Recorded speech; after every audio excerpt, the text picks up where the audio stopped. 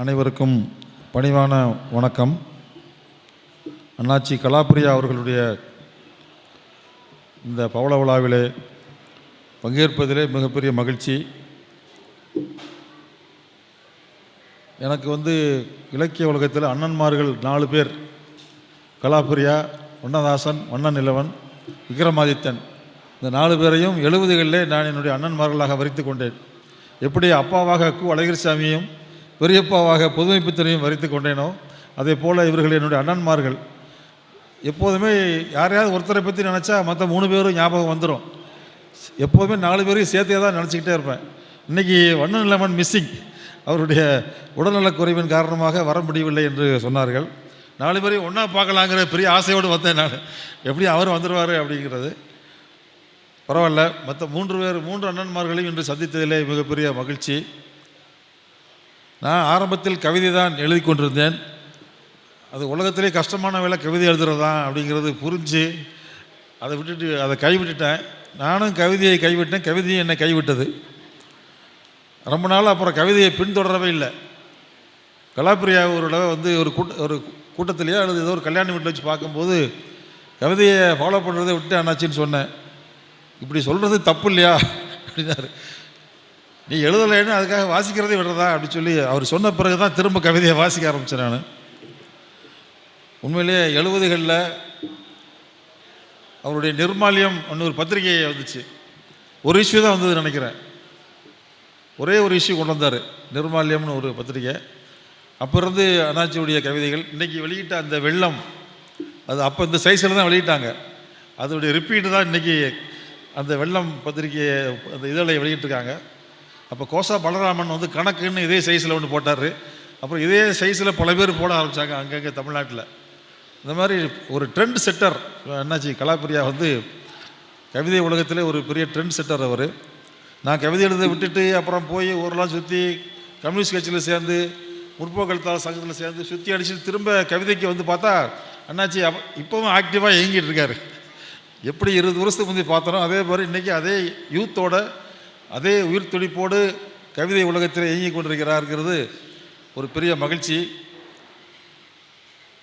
அப்படியெல்லாம் போயிட்டு வந்ததுனால அவருடைய கவிதைகளை திரும்ப வாசிக்கும்போது வேறு ஒரு கோணத்திலே வாசிக்க வேண்டியது ஏற்பட்டது. ஏன்னா இந்த அந்திக்கருக்களில் இந்த திசை தவறிய பறவை அது ஒரு தேசிய கீதம் மாதிரி ஆயிடுச்சு. அது கவிதை உலகத்தில் அது ஒரு தேசிய கீதம் தான். அது எந்த ஒரு கவிதை பயிலரங்கிலையும் அந்த தருமு சிவராமனுடைய அந்த காற்றின் தீராத பக்கங்களிலே அந்த பறவையின் வாழ்வை எழுதிச்சிரு அந்த கவிதையும் இந்த கவிதையும் தான் எல்லா பயிலரங்குகள்லையும் எல்லாருமே நாங்கள் கோட் பண்ணுறது இந்த 2 கவிதை தான். அப்படி ஒரு தேசிய கீதம் மாதிரி ஆகிவிட்ட இந்த கவிதை இது. ஆனால் இப்போ நான் இங்கெல்லாம் சுற்றி அடித்து வேறு ஒரு ஆளாக வந்ததுக்கப்புறம் படித்தா இதை விட முக்கியமான கவிதைகள் வேறு இருக்குது அண்ணாச்சிட்ட. பசியை பாடிய கவிஞனாக நான் அவரை பார்க்கிறேன். இந்த உலகத்திலேயே எல்லா இலக்கியங்களுமே பேசுவது அதுதானே, பசி, காதல், போர்கள் இல்லாத ஒரு சமாதானமான உலகம். இதைத்தான் எல்லா கலைஞர்களும் எல்லா நாடுகள்லையும் மீண்டும் மீண்டும் பேசிக்கொண்டே இருக்கிறோம். அப்படிப்பட்ட பசியை பாடிய அவருடைய கவிதைகளெல்லாம் இப்போது வாசிக்கும்போது ரொம்ப முக்கியமாக படுகிறது எனக்கு. சாப்பாடு இல்லாத பிள்ளைகள் புழுதி காலுடன் அடுப்பெறுகிறதை வந்து பார்த்து விளையாட போகும் பசியை வாசல் படியிலேயே விட்டு இது அற்புதமான கவிதை. அது எவ்வளோ பெரிய ஒரு குழந்தையினுடைய பசியை வாசப்படியிலே வச்சுட்டு அந்த பிள்ளையை விளையாட போகுது. என்ன தாய் எங்கெங்கோ வேலைக்கு போயிட்டு நான் எங்களுடைய கரிசல் காட்டு வாழ்க்கையோடு இதை இணைத்து பார்க்கும்போது எல்லாம் தீப்பெட்டி ஆஃபீஸ் போயிட்டு பட்டாசு தொழிற்சாலைக்கு போயிட்டு அல்லது வயக்காட்டுக்கு போயிட்டு இரவு தான் சமைப்பார்கள். இரவு தான் சமையல் நடந்துக்கிட்டு இருக்கும். அந்த பிள்ளைகள் ஸ்கூல் விட்டு வந்ததுலேருந்து சமையல் பண்ணி சாப்பிட்ற வரைக்கும் அந்த கேப் முழுக்க பிள்ளைகள் விளையாடி ஆகணும். மாலை முழுதும் விளையாட்டுன்னு சந்தோஷமாக பாடலாம் பாரதி. ஆனால் அந்த பசியோடு விளையாடுகிற குழந்தைகளுக்கு அது என்ன சந்தோஷம் இருக்கும் அந்த விளையாட்டில்? பசியை வாசல் படையில் வைத்து விட்டு மீண்டும் மீண்டும் விளையாட்டு இன்னும் போய் விளையாட்டு வான்னு அம்மா சொல்லுவாள். சமைச்சு முடிக்கிற வரைக்கும் விளையாடணும். இன்னும் எவ்வளோ நேரம் தான் விளையாடுறதுன்னு பிள்ளைகள் கேட்கும். பாரதி பாடினதுக்கும் நம்ம பிள்ளைகள் விளையாடுற விளையாட்டுக்கும் இது 2 சம்பந்தமே இல்லை. அது ஒரு கோணத்தில் பாரதி எழுதுனா. இப்போ கலாப்பிரியா காலத்தில் இது பசியை வாசல் படியில் வைத்து விட்டு போகும் குழந்தைகளை பற்றி எழுதக்கூடிய கவிஞனாக நான் கலாப்பிரியாவை நான் வாசிக்க ஆசைப்படுகிறேன். அதே போல் பிள்ளைகளின் பசி அடக்க புதிய வசவுகள் தேடி மூளை அடைவாள் அம்மை அப்படிங்கிற ஒரு கவிதையில் பிள்ளைகளை பசி அடக்கிறதுக்கு சோறு போடலை, அது சோறு தயாராகலை அல்லது இங்கே ஏற்பாடு இல்லை. அப்போ என்ன செய்கிறது? ஆனால் வசவுகள் வையணும்.